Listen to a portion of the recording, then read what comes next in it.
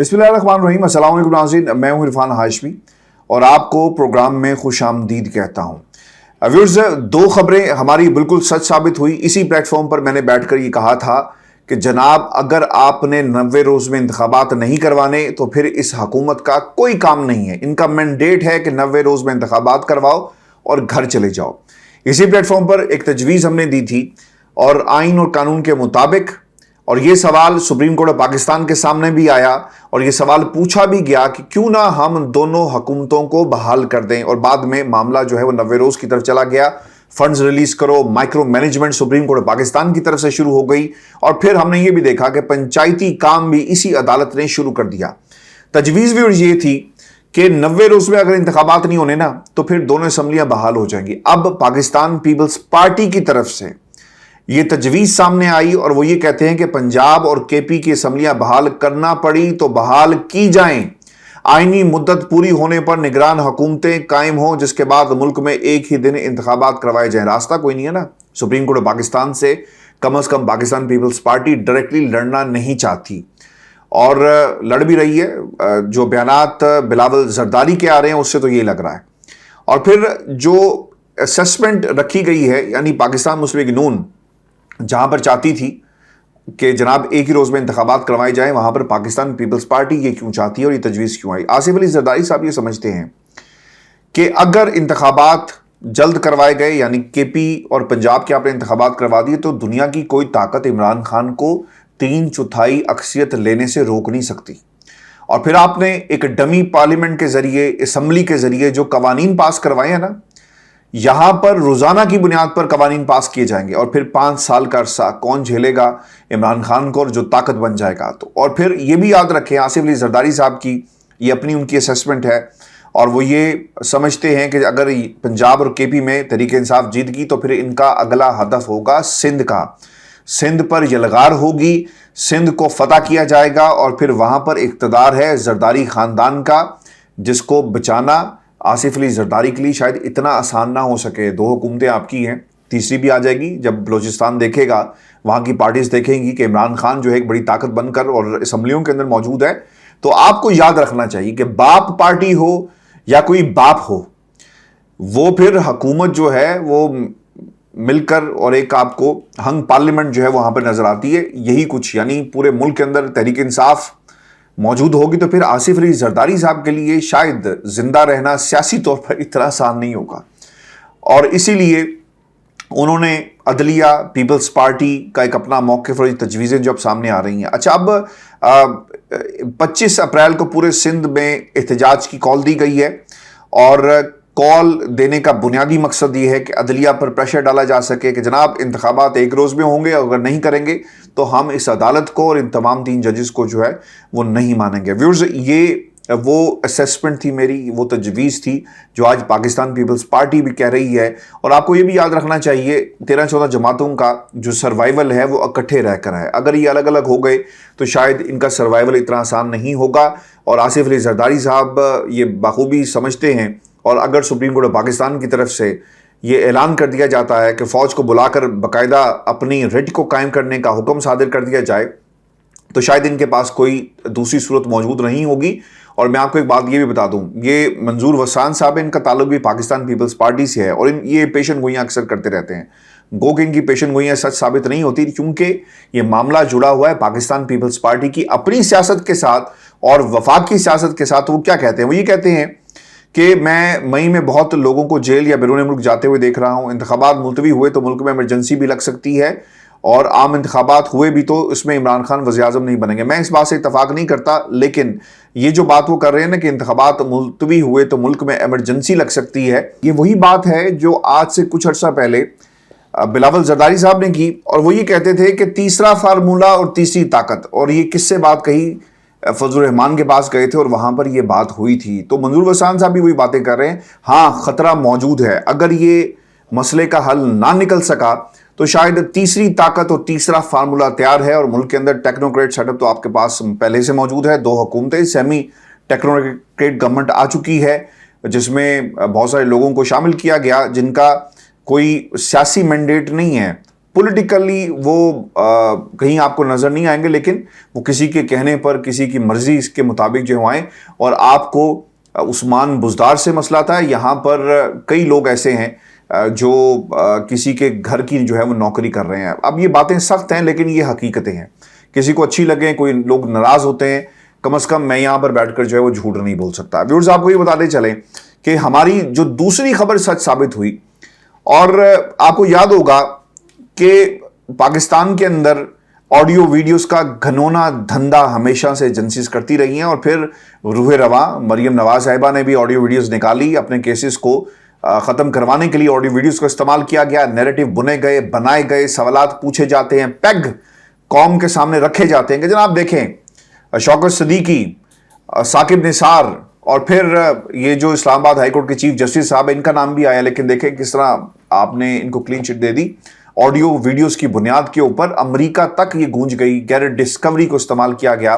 یہ الگ بات ہے کہ حالات جو ہیں وہ پہلے جیسے نہیں ہیں، ٹیکنالوجی آگے نکل گئی اور اس کا خود لوگ جو ہیں وہ پوسٹ مارٹم کر سکتے ہیں. اب ویورز، میں نے آپ کو ایک بات کہی تھی، میں اپنی کوئی یہاں پر بیٹھ کر یہ ہمارا کام ہے اور انشاءاللہ اسی طرح ہم کرتے رہیں گے.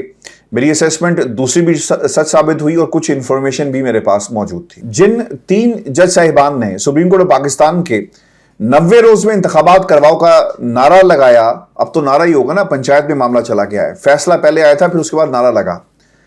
ان 3 جج صاحبان کی میں نے آپ کو کہا تھا کہ آڈیوز اور ویڈیوز آئیں گی، انہیں کمپرومائز کیا جائے گا، اور آج وہی ہوا.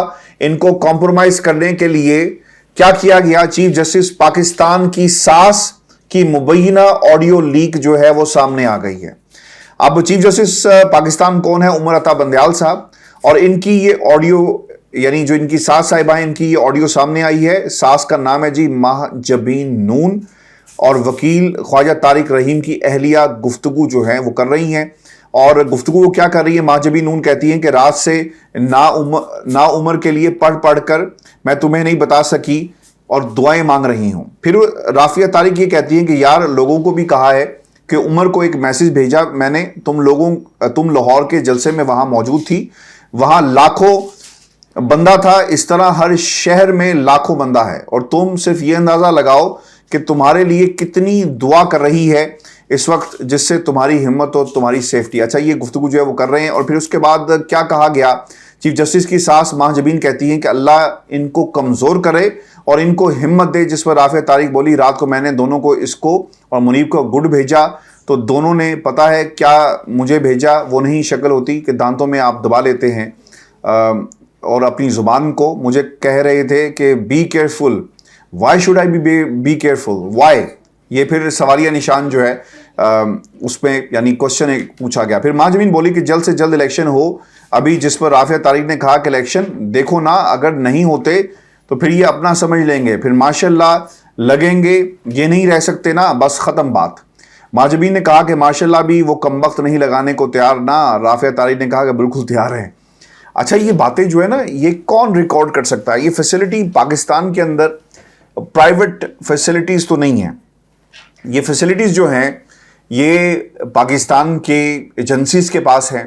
اور خان صاحب بھی وکٹمائز ہوئے. عمران خان کے گھر کو مکمل طور پر بک کیا گیا، ڈیوائسز پکڑی گئی. آپ کو یاد ہوگا ایک ملازم وہ پکڑا گیا رنگے ہاتھوں، جس کے پاس ایک ڈیوائس موجود تھی، عمران خان کے کمرے میں لگائی گئی، اور پھر اسے پوچھا گیا کب سے یہ تم کام کر رہے ہو؟ تو اس نے کہا کہ کچھ عرصے سے کچھ لوگوں نے مجھ سے رابطہ کیا. خان صاحب نے، غریب آدمی تھا، چھوڑ دیا، اسے اپنی غلطی کا احساس ہو گیا. پھر شیریں مزاری نے بھی یہ انکشاف کیا. پھر خان صاحب کے ٹیلی فون جو ان کی گفتگو تھی وہ بھی ہیک ہوتے رہے، ٹیپ ہوتے رہے. اور یہاں پر یہ ملک، شاید پاکستان پہلی دفعہ دنیا میں کہیں اس قسم کی انفارمیشن جو باہر آئی ہوگی کہ آپ کے ملک کا آرمی چیف بھی یہی کام کرتا رہا. یہ بھی انٹرویوز کے اندر موجود ہے.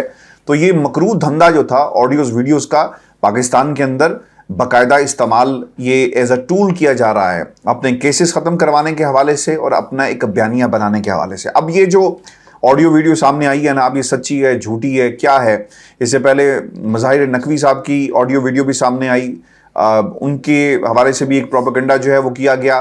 اور اب کیا کیا جا رہا ہے چیف جسٹس آف پاکستان؟ اور میں آپ کو ایک بات بتا دوں کہ اب ہوگا کیا کہ ان کے خلاف بھی ایک ریفرنس جو ہے وہ تیار ہو جائے گا، ایک نیا ریفرنس جو ہے فائل کر دیا جائے گا تاکہ یہ جو 90 روز والا معاملہ ہے نا اس کو کسی طرح روکا جا سکے. آپ کو یاد ہوگا کہ ایجنسیز یہی کام کرتی ہیں. چیمبر میں ملاقات ہوئی, انہوں نے اپنا پیغام دینے کے لیے سب کچھ کیا, اور آج ہماری بات 100% درست ثابت ہوئی کہ آڈیوز ویڈیوز کے ذریعے ان 3 جج صاحبان کو جو ہے وہ ڈرایا جائے گا, دھمکایا جائے گا, اور دیکھیں آج وہی کام جو ہے وہ ہو رہا ہے. تو ویلکم ٹو پاکستان.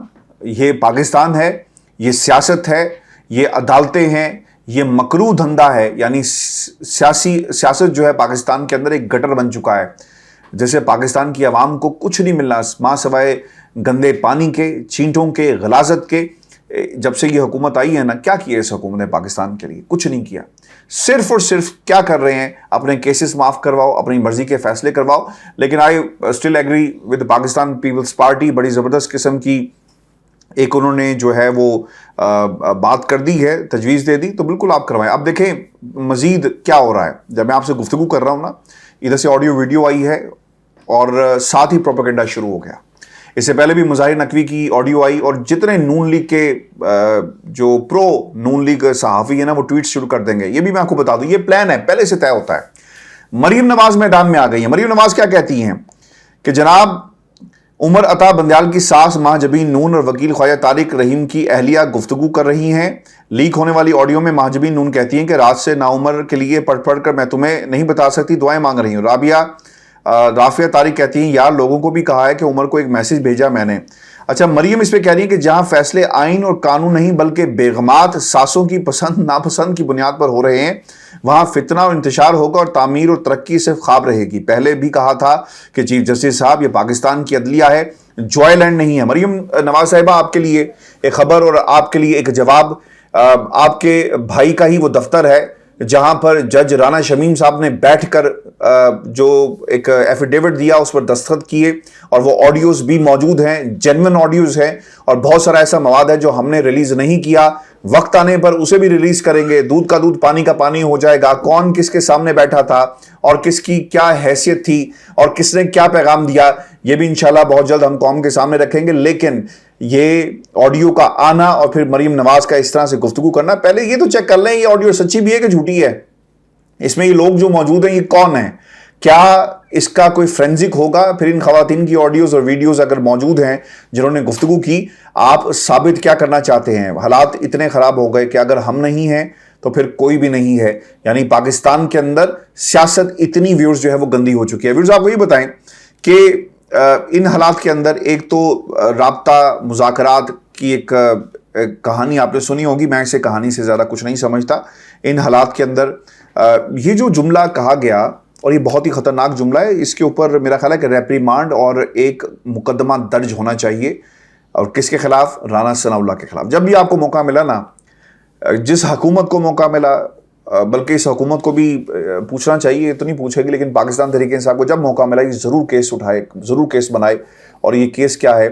وزیر داخلہ صاحب یہ کہتے ہیں کہ عمران خان کے خلاف سزائے موت والے کیسز بنا سکتے تھے. ارے بھائی یہ فیکٹری لگی ہوئی ہے, ہم تو پہلے سے کہتے ہیں فیکٹری لگی ہوئی ہے. یہاں پہ کیسز جو ہیں وہ کسی ایکشن کے تناظر میں نہیں بنائے جاتے ہیں.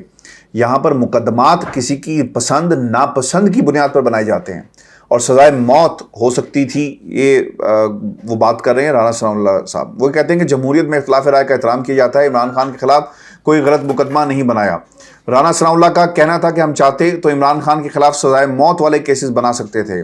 چلے ایک بات تو آپ نے سچ ثابت کر دی کہ پاکستان کے اندر جتنے بھی مقدمات بنے عمران خان کے اوپر 144 مقدمات ہیں, یہ سب کے سب جھوٹے ہیں, اور یہ مقدمات آپ نے بنائے, کیونکہ آپ نے اپنے اس بیان سے ثابت کر دیا کہ ہم اگر چاہتے, جس طرح ہم نے 144 مقدمات بنائے ہیں, ہم ایک اور مقدمہ ایسا بھی بناتے جس میں عمران خان کو سزائے موت ہو جاتی. پاکستان کی سیاست نا بہت گندی ہو گئی ہے.